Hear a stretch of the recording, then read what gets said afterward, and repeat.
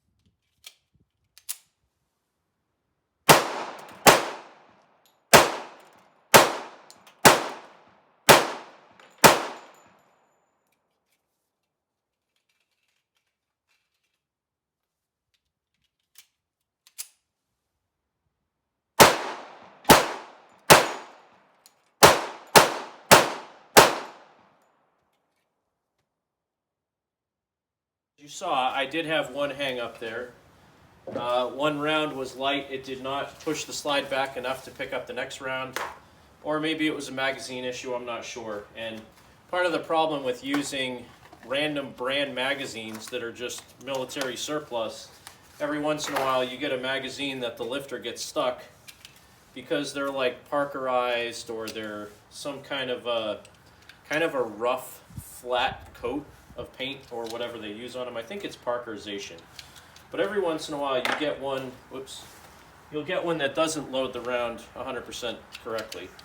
Now one thing, I am really not accurate with the 1911 that I have past 7 to 10 yards. And realistically that's probably the range that most people would use these. Again, I'm shooting at 25 yards right now. And at 25 yards, I can hit the target, but I'm not very accurate. And like I've said before in other videos, the sights on the USGI model are really not that good.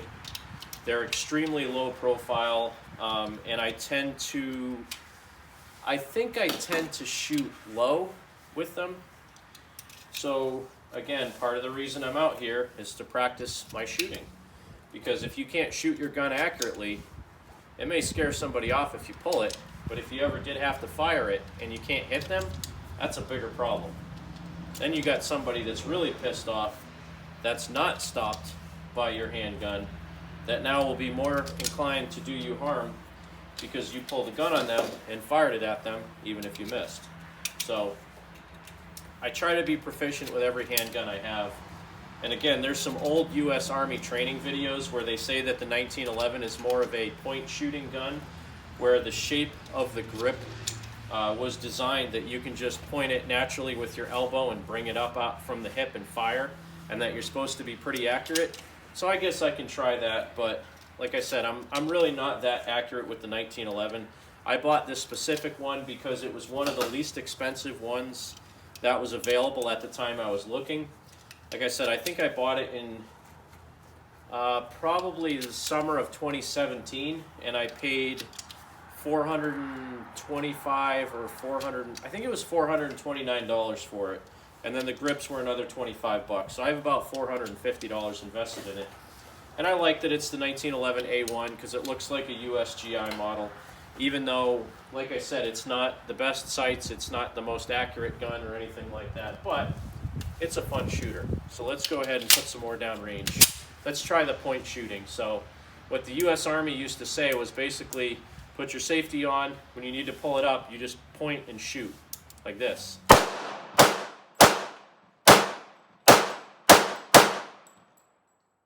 very good.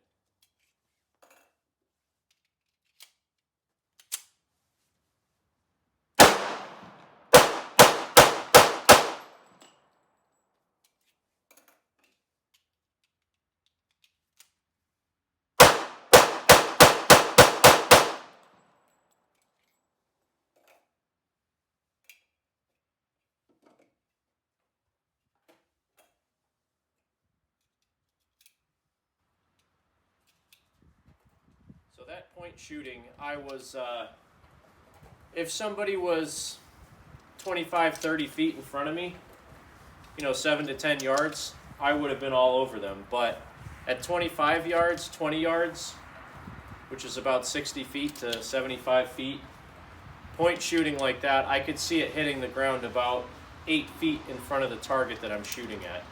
So this time around, instead of point shooting, I'm going to go ahead and set up my steel target again. I'll turn the camera around so you can see me shooting at the steel target. And again, you'll see I'm not the most accurate with this particular handgun, but being that it's a 1911, it's just a fun, iconic, historical gun that I really enjoy shooting. So that's what I'm going to do. I'm just going to go ahead and shoot. So I'm going to put one in the chamber, close it up, safety on. One magazine in the gun. Oh, I guess I had an empty one. I'm going to put 4 in my left pocket, or 3 in my left pocket here.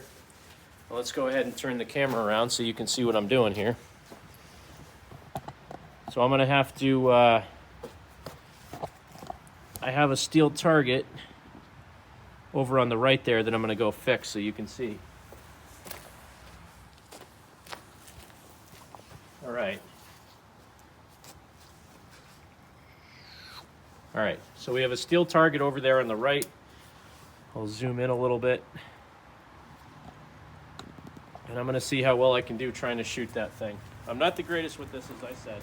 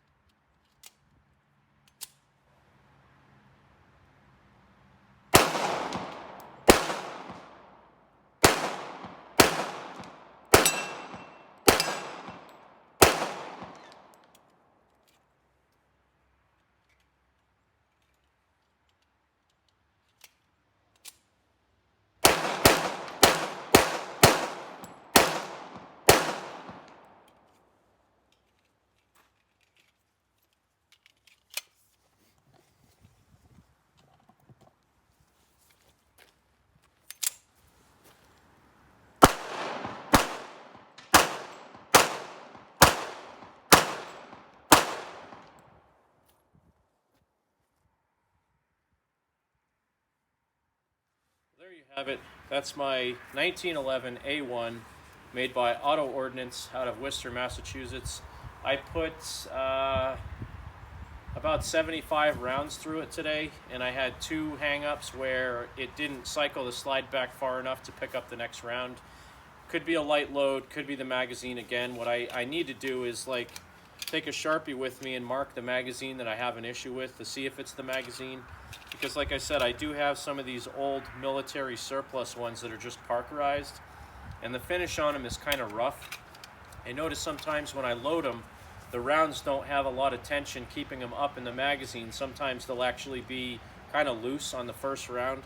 So those are probably the magazines that I'm having issues with, not the ammo, because I was shooting Blazer brass and that stuff's typically 100% reliable. So that's going to do it for today's video on the Ordnance 1911 A1. Again, I'm wearing these gloves because it's cold out here. It's starting to snow right now. It's about 3:30 in the afternoon, the day after Thanksgiving. And I just wanted to say, make sure you support your two-way rights. God bless America. Keep shooting, and have a great day.